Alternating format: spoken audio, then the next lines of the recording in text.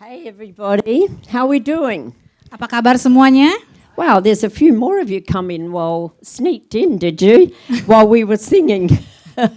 Iya, A karena few banyak more banget. rows of chairs have to be put out. That's awesome. So good to see you. So awesome, as per usual, to be here with you all. Saya sangat bersyukur dan senang bertemu dengan saudara semua hari ini. I love this church, and as some of you I don't know, but those I do, I just want to say this morning that it's just been a privilege to be here again for these last 5 weeks. Iya, buat saudara-saudara saya sangat bersyukur, saudara yang sudah saya kenal maupun yang baru pertama kali datang, adalah suatu kehormatan bagi saya untuk datang melayani selama 2 bulan ini. And what's really special for me this morning is I have 2 of my very great friends with me that have come over to visit, Pauline and Andrew Jenkins. Iya, jadi pagi ini saya sangat bersyukur 2 sahabat saya datang, Andy dan Pauline Jenkins bersama saya. They are from our church in Hepburn Heights, which is the church that planted this church. Jadi mereka berasal dari Sitri Hepburn Heights, yang gereja yang mendirikan gereja Sitri The Bukit. And you know, it's always good to have people in our lives that we look at and we go, wow, I see longevity, I see maturity, I see people that have followed God through thick and thin. Iya, saya sangat bersyukur kalau kita melalui perjalanan rohani kita melihat bagaimana orang yang sudah lama mengikuti Tuhan dan bagaimana mereka melalui setiap musim kehidupan mereka. And even in our verse that we've been looking at over the last few weeks, Matthew 4:19. Beberapa minggu ini sudah kita lihat di Matius 4 ayat 19. Where Jesus says, "Follow me, I will make you fishers of men." Kata Yesus, mari ikutlah aku dan aku akan menjadikan engkau penjala manusia. And he was, obviously we know that we can follow Jesus. Sudah pasti kita tahu kalau kita bisa mengikuti Yesus. We can follow his example. Kita bisa mengikuti teladannya. But you know, we need people in our lives too that we look at and think, I want to follow their example. Ya, tentu ada orang dalam kehidupan kita yang dimana kita menjadikan dia teladan. Paul said, follow me, the Apostle Paul, follow me even as I follow Christ. Iya, kata Rasul Paulus, ikutlah aku karena aku pengikut Kristus. And so in our lives, we have people like these 2 here that we can say, you know what, I'll follow you because you've proved to be followers of Jesus. Ya, ada orang sama seperti Andy dan Pauline, banyak orang bilang ikutlah aku karena kita melihat bagaimana mereka mengikut Kristus sepanjang hidup mereka. And then hopefully people will look at us and say the same thing. Dan saya berharap semua orang akan melihat diri kita sendiri dan berkata, aku mau ikut kamu karena kamu seperti Kristus. Why are you different? Kenapa kamu berbeda? How come you stand out from the world? Kenapa kamu stand out dari dunia ini? And I felt as we were singing that last song, Dan ketika saya ingat lagu yang I terakhir am tadi, who you called me to be. I am who you say I am. saya adalah saya yang ketika kamu panggil. That those words were for specific people here this morning. Kata itu adalah untuk spesifik orang tertentu di tempat ini. I had a picture that you were like changing clothes. Saya punya gambaran kalau saudara itu berganti pakaian. That you had identified as something, some personality type, some character type. That was your identity. But Jesus was saying this morning, I'm giving you a new identity. Setiap kita punya karakter dan personality yang berbeda, tapi Tuhan Yesus berkata, saya akan memberikan engkau identitas yang baru. One that is not based on your culture, one that is not based on your upbringing. Bukan berdasarkan budaya engkau ataupun latar belakangmu. Not based on your background or history, what you've done or haven't done. Bukan berdasarkan apa yang sudah saudara lakukan ataupun yang belum saudara lakukan. But there's a new call today to follow him. Tapi ada panggilan baru untuk saudara untuk mengikut dia. A new call today to step into the authority and the anointing that God has for your life. Saudara hari ini dipanggil untuk melangkah di otoritas yang baru bersama Tuhan. And if you don't know him yet, Dan jika saudara belum mengenal dia, if you haven't given your life over to Jesus Christ, jika engkau belum memberikan hidupmu kepada Tuhan Yesus Kristus, he comes today to say, I want to give you a new identity as my son and my daughter. dia berkata, aku akan memberikan engkau identitas baru sebagai putra-putriku. And that, how amazing is that? Luar biasa Luar biasa kan saudara? that the God of the universe Allah pencipta dunia ini says, I want you to be my son or my daughter. berkata, aku mau engkau jadi anakku. I've chosen you. Aku memilih engkau. And so my call today is follow me. Jadi panggilanku hari ini adalah Not ikutlah me, aku. follow Jesus. Ikutlah Yesus. And he will make us Dan dia akan menjadikanmu into fishers of men. penjala manusia. See, Jesus was saying to Peter and Andrew, if they chose to follow him, it was going to be a training ground. Ya, jadi ketika Yesus memanggil Petrus dan Andreas akan ada tempat pelatihan. That a transformation was going to take place in their lives. Akan terjadi perubahan dalam kehidupan mereka. That was going to change them into a new kind of fishermen. Akan mengubahkan mereka menjadi penjala manusia yang baru. Men who would actively share Jesus' life-giving message with others. Orang yang akan memberitakan tentang Yesus dan berita Injil itu. So that they too would come to follow Jesus. Sehingga orang yang diberitakan itu mengikut Yesus. Well, who's fishermen here today? Who likes fishing? Siapa yang suka memancing di sini? There's a few. Oh, Okay, banyak, few of banyak. you. Yeah, the majority not. 20%. Yeah, well, I'm probably with the not at this Yeah. stage. Yeah, mungkin kami- However, I do remember fishing as a young girl with my dad out on my uncle's boat. Ya, saya ingat waktu kecil saya pergi memancing bersama bapak saya di perahu paman saya. And it was fun for the first couple of hours. Iya, itu menyenangkan beberapa jam awal beberapa jam. And then it'd get totally boring. Dan saya akhirnya bosan. And I'd be like, Dad, can we go back? Ya, Bapak bisa nggak kita kembali? Karena dia nggak menangkap ikan. And so that is one of my memories of fishing. Ya, itulah ingatan saya tentang memancing karena saya nggak dapat apapun. My other funny memory is my son, Pastor Jace, Ya, kenangan lain adalah anak saya, Pastor Jason. who at 5 years old, he was fishing with his father on the jetty. Ya, waktu itu kami pergi memancing waktu dia umur 5 tahun di dermaga. And I was wandering around looking at things. Iya, karena mereka berdua memancing, saya jalan-jalan. Then the next thing I hear, Mom, come quick, I've caught a monster. Oh iya, kata Pastor Jason, Ma, sini aku nangkap monster.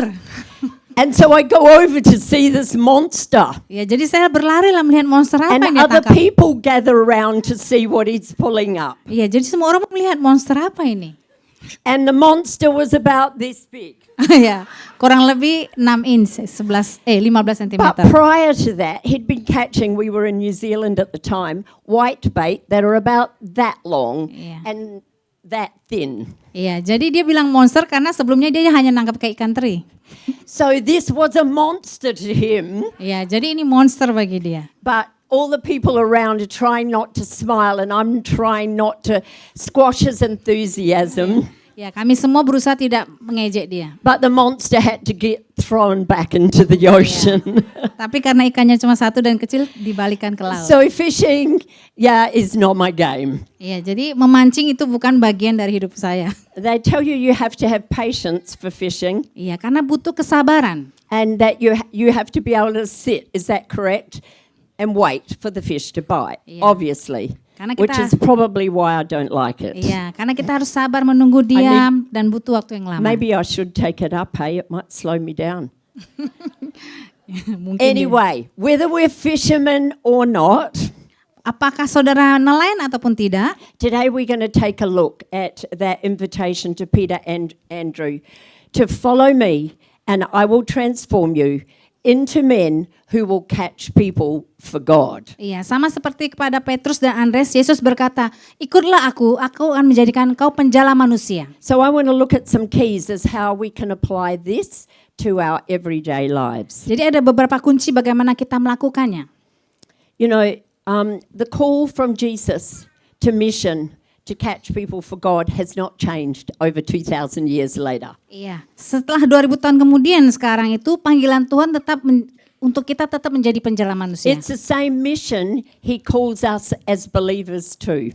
Misi yang sama dia panggil kita untuk melakukannya. Follow me and I will make or transform you into people who actively seek out others to follow Jesus also. Ikutlah aku dan aku akan mengubahkan engkau menjadi orang yang membawa orang lain kepada Yesus. So I guess one of the ways that when you're fishing, whether it was for people or fish, you have to actually find where the fish are. Ya, jadi kalau kita sebagai nelayan kita harus tahu di mana ikan itu berada. No matter how skilled the fishermen are, we've seen from the story of Peter and Andrew that there's no guarantee that they're going to catch fish every single day. Seberapa terampilnya seorang nelayan, belum tentu dia menangkap ikan yang banyak tiap hari. If the fish were not in that area, they could stay out, and they did in the story in Matthew, all day and all night and not caught anything. Sama di kisah di Matius bahwa mereka sudah sepanjang malam di laut tapi tidak menangkap apapun karena tidak ada ikan di tempat itu. So that's not a very productive fishing. Jadi itu tidak produktif. My favorite disciple, Peter, who we talked about a couple of weeks ago, is a really good example in Luke 5:5. Jadi di Lukas 5 ayat 5, Petrus adalah salah satu contoh murid yang saya favoritkan. So when the disciples had been fishing and caught nothing, Jesus told them to pull out into deeper waters and let down their nets for a catch. Jadi Yesus melihat bahwa mereka tidak menangkap apapun, dikatakan bahwa pergilah lebih dalam dan taruhlah jalamu. And Peter responded, "But Master, you know we've worked hard all night, we haven't caught anything. But because you say so, I will let down the nets." Kata Petrus, Guru, engkau tahu bahwa kami telah bekerja sepanjang malam dan tidak menangkap apapun. Tapi karena engkau berkata demikian, kami akan melakukannya. Peter had learned to obey Jesus' instructions even when they didn't make sense or he didn't understand. Ya, Petrus belajar untuk taat walaupun itu mungkin tidak masuk akal bagi dia. And even if I would think Peter actually thought, Jesus, you don't know what you're talking about. I'm the fisherman. Ya mungkin Petrus berkata, sebenarnya kau tahu gak sih yang kamu bicarakan, karena akulah yang nelayan. We've tried to catch fish Kami- all night. Kami berusaha menangkap ikan sepanjang malam. There aren't any fish out there. Tidak ada ikan di sana. But he said, the Bible says he put aside his thinking, his way, and said, nevertheless, at your word, I'll do what you say. Iya, tapi Petrus meninggalkan apa pikiran pribadi dia, tapi dia mengikuti apa kata Yesus. And that's the same with us. Sama seperti kita. I think there's times when maybe we forget, even in our time, if you have a morning time that you spend with Jesus, to just say, Jesus, guide me today to where the fish are at, to where the people are at that you want me to speak to. Yes, jadi pada pagi hari ketika saudara melakukan saat teduh, Tuhan Yesus mungkin mengingatkan kemana saudara harus pergi untuk menjangkau sesama kita. And to do that, when we're fishing for people, we're going to need to keep our eyes open. Ketika kita mau menjangkau orang lain, kita harus membuka mata kita. We know fish don't just jump in the boat. Well, not normally. Kita tahu kalau ikan tuh nggak mungkin masuk ke dalam perahu. Fishermen are always looking for signs. Iya, jadi setiap nelayan itu mencari tanda. They want to know where the signs are where the fish are. Mereka akan mencari tahu di mana posisi banyak ikan. And that might mean moving positions. Mungkin di posisi yang berbeda. And for us that means let's be people that have our spiritual eyes open. Mari kita jadi orang yang membuka mata rohani kita untuk bisa melihat. That we're on the lookout for opportunities. Melihat setiap kesempatan yang ada. No matter where we are, that we're looking for people that we can connect with and are able to share our faith with. Mencari kesempatan di mana bisa berkoneksi dengan orang lain supaya kita bisa memenangkan dia buat Tuhan. So we keep our eyes open and then we have that thing that we talked about, being patient. Ya juga tadi kan untuk memancing butuh kesabaran. Sama kita ketika menjangkau orang lain butuh kesabaran. Are there days when you've been out fishing and you haven't caught anything? Ya. Yes? Yeah. Ada So you've hari done all the right things. Ya, ada hari di mana engkau menangkap ikan, pergi memancing tapi tidak menangkap apapun. And that's exactly the same when we are sharing our faith with others. Ya, sama seperti kita menyaksikan Kristus kepada orang lain, mungkin kita tidak menangkap apapun dari orang We itu. need patience because sometimes people will be receptive and sometimes they won't. Iya, kadang orang yang kita kabarkan belum tentu menerima, bisa saja terus menolak kita. Sometimes people will say, I want to hear your story. Kadang ada orang yang bilang, aku mau dengar ceritamu. Tell me what's different about you.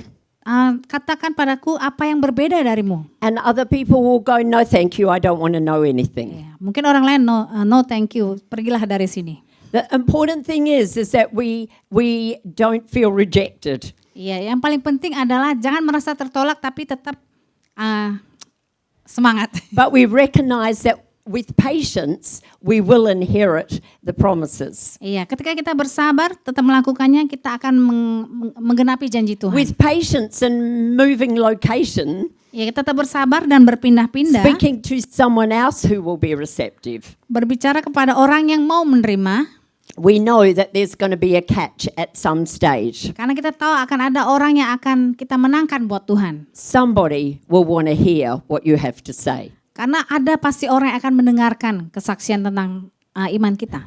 And then another thing that we have to do is what Peter modeled was to listen for guidance Ya, yang dilakukan Petrus selanjutnya adalah mendengarkan tuntunan and actually obey that guidance. dan taat dengan tuntunan tersebut. And I would imagine that other fishermen tell other fishermen where there's good fishing grounds. Ya, mungkin sesama Or nelayan ini, don't you share?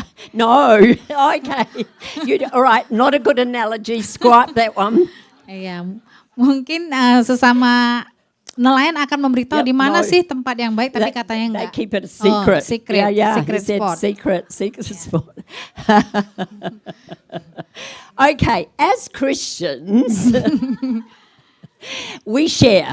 Ya, sebagai orang percaya kita beritahu kepada orang lain, oh di sini loh ada jiwa baru, di sana ada jiwa baru. You know, I'm told modern fishing boats even use sonar technology to detect where schools of fish are. Iya, jadi perahu modern sekarang ada sonar yang mendeteksi di mana ikan itu berada. So who knows where I'm going with this?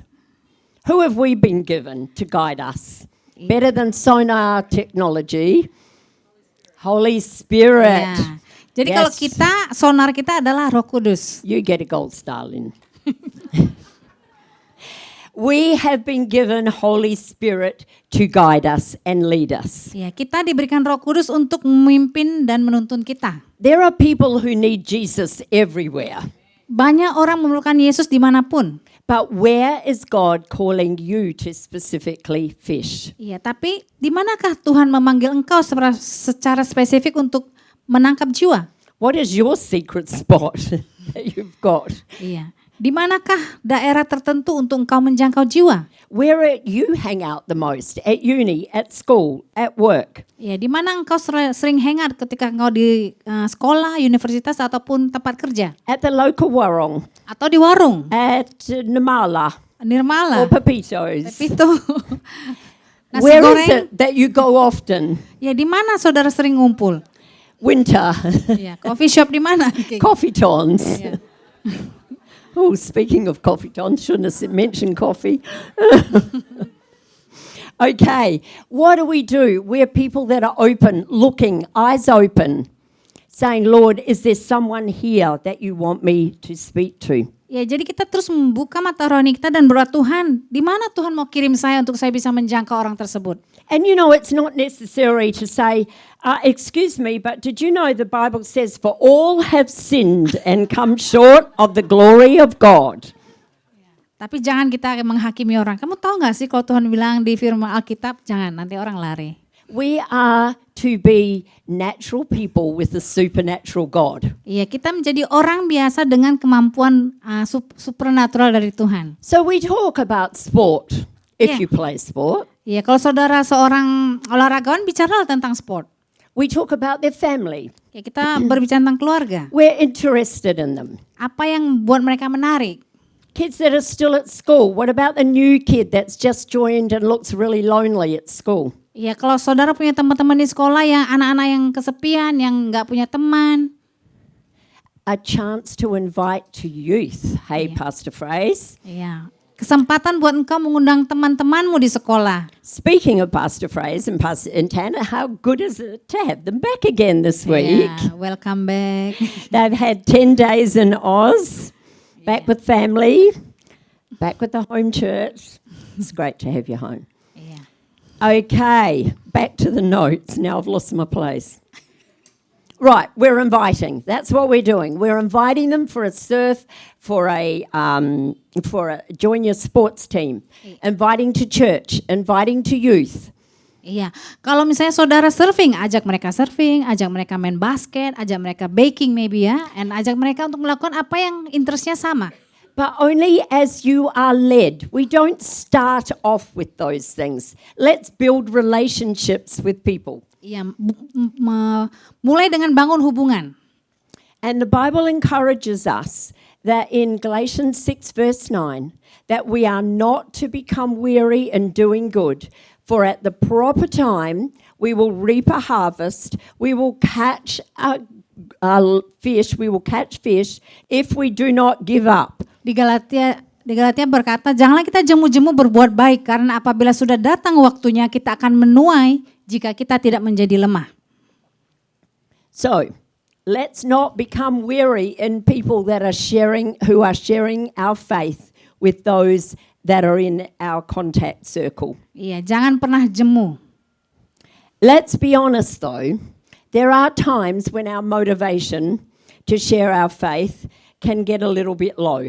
Ya, jadi kadang kita mungkin motivasi untuk memberitakan Injil itu sangat rendah. When life overwhelms us, Ketika kehidupan begitu berat, and maybe we've got disappointed because we haven't seen results from previous sharing, mungkin kita terlalu kecewa karena kita belum melihat hasil dari apa yang sudah kita lakukan. and that's where the Apostle Paul comes in, and he says love is to be our motivator. Makanya Rasul Paulus berkata, kasih adalah motivasi kita untuk memberitakan Injil. Because that must be, as followers of Jesus, our motivation must be love. Ya, motivasi kita sebagai orang Kristen adalah kasih. Love speaks much louder than words. Karena kasih berbicara lebih besar daripada hanya kata-kata. Love's going to help us go the extra mile. Karena kasih membantu kita melangkah lebih banyak dari yang diminta. Love is going to help us prevent us from giving up, Karena dengan kasih kita tidak mudah menyerah, from getting disappointed, tidak mudah putus because asa. we're not seeing any results for our efforts. Walaupun kita belum melihat hasil kerja keras kita.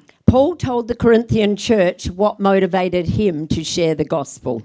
Rasul Paulus berkata dalam Korintus apa yang memotivasi dia untuk memberitakan Injil. In 2 Corinthians 5 verses 14 to 15, he mentions this. He says, Christ's love controls us. Since we believe that Christ died for all, we also believe that we have all died to our old life. He died for everyone so that those who receive his new life will no longer live for themselves. Instead, they will live for Christ, who died and was raised for them. Sebab kasih Kristus yang menguasai kami, karena kami telah mengerti bahwa jika satu orang sudah mati untuk semua orang, maka mereka semua sudah mati. Dan Kristus telah mati untuk semua orang supaya mereka yang hidup tidak lagi hidup untuk dirinya sendiri, tetapi untuk Dia yang telah mati dan telah dibangkitkan untuk mereka. The Apostle Paul said Christ's love, in another translation, said compelled him. Ya, jadi di terjemahan lain dikatakan kasih Kristus, tapi di terjemahan lain dikatakan kasih yang mendorong dia. So my question is Christ's love compelling us to share the good news of the gospel? Pertanyaan saya adalah, apakah kasih Kristus itu mendorong saya untuk memberitakan Injil? We are being strongly encouraged not to live for ourselves. Kita diminta untuk tidak hidup hanya untuk diri sendiri. We love because Christ first loved us. Kita mengasihi karena Yesus terlebih dahulu mengasihi kita.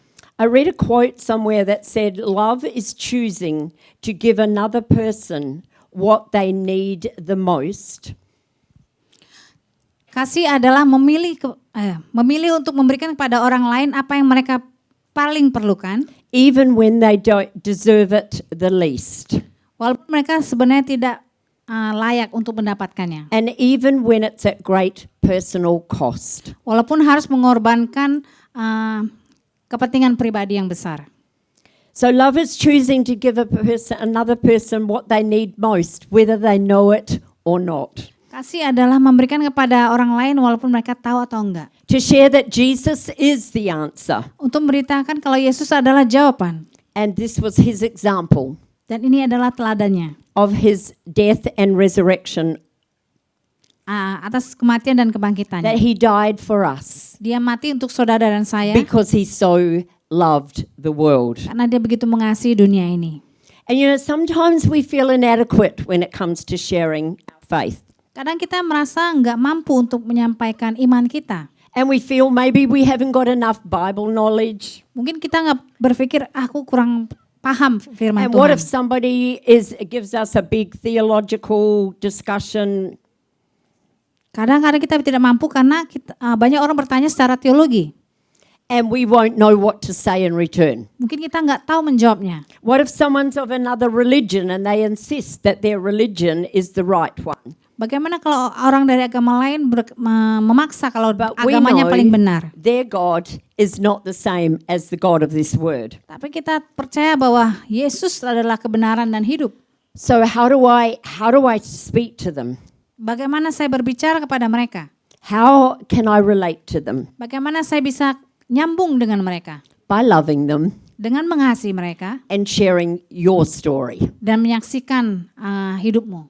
See, they can't disagree with your story, what Christ has done for you, Mereka mungkin tidak setuju dengan apa yang sudah Yesus lakukan atas hidupmu. what Jesus means to you, Apa arti Yesus bagi hidupmu? what Jesus has done in your life Apa yang Yesus sudah lakukan dalam hidupmu? is what we can share with other people. Adalah apa yang kita bisa bagikan pada orang lain.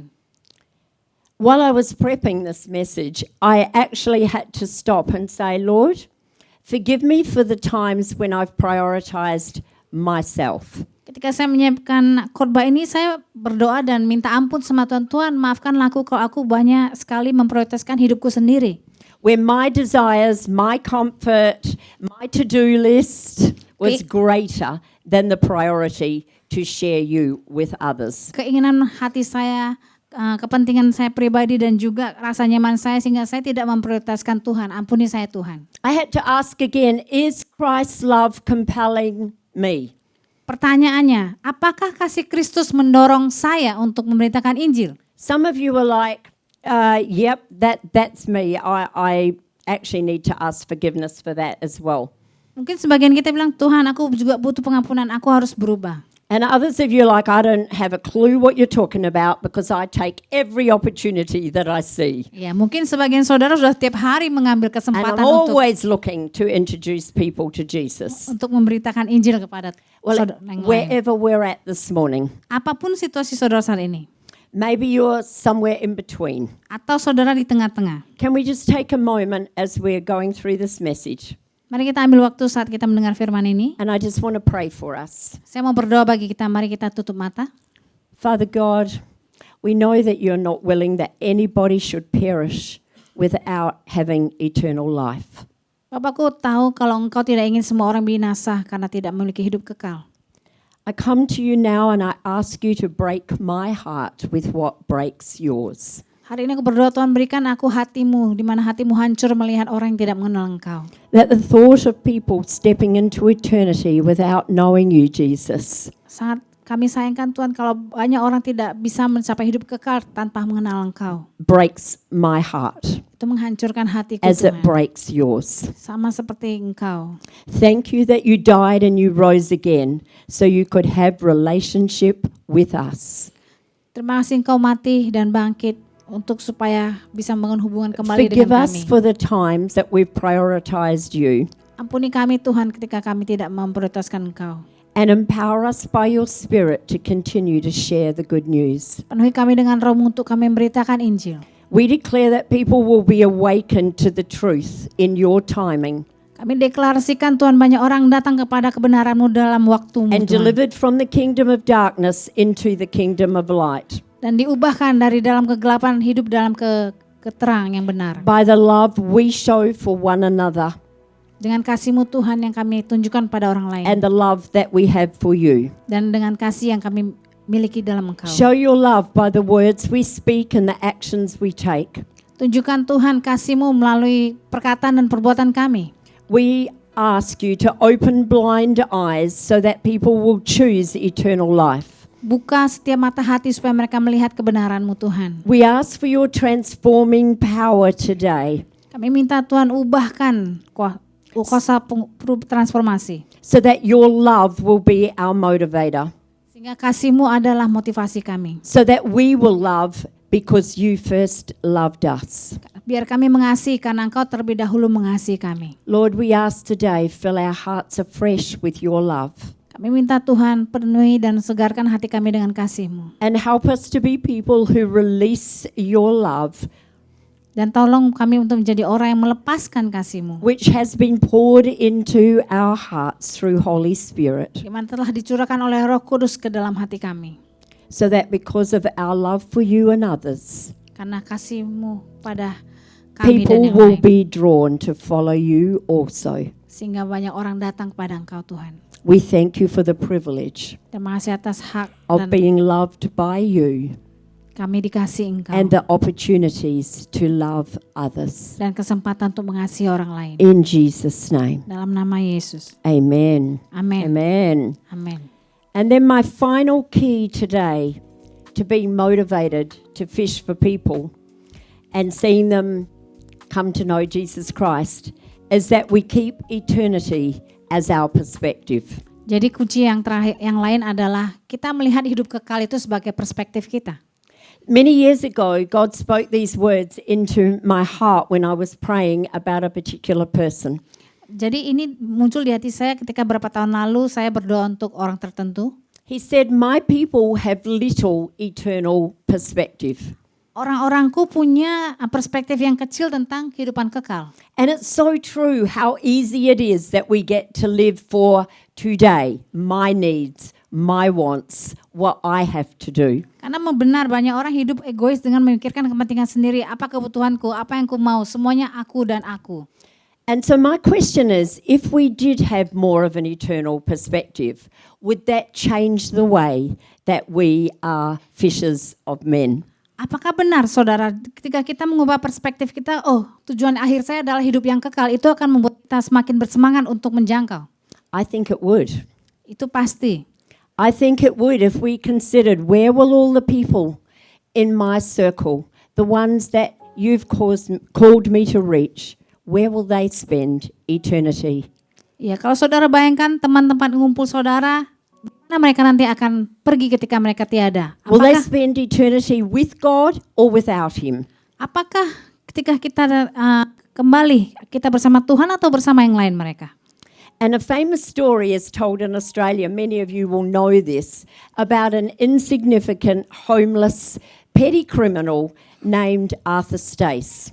Ada cerita yang sangat terkenal namanya Arthur Stace. He was an alcoholic and homeless before he met Christ. Dia adalah seorang alkoholik dan juga adalah homeless sebelum dia datang kenal Tuhan. He had little schooling and he could barely write his own name. Dia nggak pernah sekolah dan bahkan tidak bisa menulis namanya. Yet one day he went into a church and he heard a message on eternity. Jadi suatu hari dia pergi ke gereja dan mendengar tentang hidup kekal. And somehow Holy Spirit impressed on him that he was to write that word in beautiful writing across Sydney between 1932 and 1966 for over 30 years. Jadi suatu hari dia mengalami perjumpaan dengan Roh Kudus, dia menuliskan kata-kata yang digerakkan Roh Kudus, sehingga dia menuliskan tulisan yang bagus di Sydney dari tahun 1932 sampai 1966. And you can see he didn't even know how to write, but that is inspired writing. It's called copperplate. That he wrote that more than 500,000 times across Sydney during his lifetime. Ya, jadi selama hidup dia yang buta huruf nggak bisa menulis, dia bisa menuliskan kata eternity atau hidup kekal dalam copperplate sebanyak 500 kali. He became a fisher of men by writing one word. Dia menjadi orang yang menjala manusia lain atau memenangkan jiwa hanya menuliskan kata ini. Reminding people that there is an eternity that we all have to face. Iya, mengingatkan orang lain kalau ada hidup kekal yang akan kita hadapi di akhir hidup kita. He didn't have schooling. Dia tidak sekolah. He didn't have a lot of Bible knowledge. Dia bukan ahli teologi ya. But he was obedient to what he was called to do. Tapi dia taat dengan apa yang diminta untuk dilakukan. And that plaque is actually in Sydney for everyone to continue to be reminded. Dan tulisan plak itu ada di Sydney supaya semua orang bisa melihat. That was one word. Satu kata. He was called to do that. Dia diminta untuk melakukannya. What are we called to do? Apa yang Tuhan panggil untuk saudara pribadi? Obey what he tells us to do. Taat atas apa yang dia mau untuk saudara lakukan. Whether we have education, Apakah kita orang yang berpendidikan? whether we have a wealthy background or a poor background, Apapun background kekayaan kita. whatever culture or nation we belong to, Apapun budaya dan bangsa kita. we are still called to share the good news of the gospel Kita tetap dipanggil untuk memberitakan Injil. in a way that is fits for you, Dengan cara yang pas sesuai dengan kita. in a way that Holy Spirit calls you to share. Di mana Roh Kudus yang akan menuntun saudara untuk membagikannya. We look at how Luke recorded in Acts 4:13. Kita lihat di mana kalau Lukas menulisnya dalam Kisah 4 ayat 13. That when the people saw the courage of Peter and John as they stood up and preached, they realized that they were unschooled, ordinary men, and they were astonished and took note that these men had been with Jesus. Ketika sidang itu melihat bahwa keberanian Petrus dan Yohanes dan mengetahui bahwa keduanya orang biasa yang tidak terpelajar, heranlah mereka. Dan mereka mengenal keduanya sebagai pengikut Yesus. They had been with Jesus. Mereka bersama dengan Yesus. They'd been with Jesus in the flesh, which would have been absolutely amazing. Ya, karena mereka bersama dengan Yesus. But this same Jesus, who no longer is walking around on this earth, lives inside each one of us who have accepted him as Lord and Savior. Yesus yang sama yang mungkin tidak berjalan di hadapan kita, tapi yang sudah kita terima sebagai Tuhan dan Juru Selamat kita.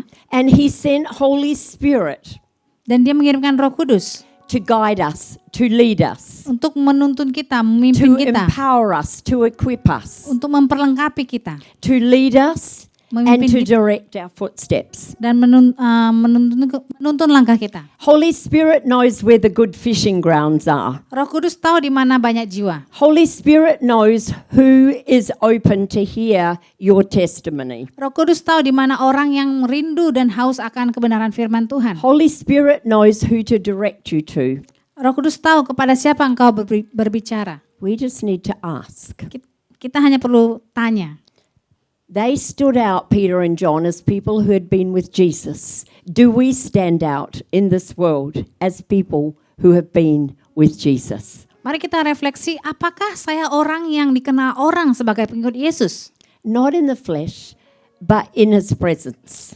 Bukan sebagai orang yang dekat dengan Yesus secara daging, tapi apakah kita yang membawa hadirat Tuhan ketika kita datang When we pada orang leave lain? here today, have we been a little bit more transformed to be more and more like Jesus? Ketika saya hidup di dunia ini, apakah hidup saya sudah diubahkan seperti Yesus atau hidup masih lama? Has he highlighted something in our heart that we need to change?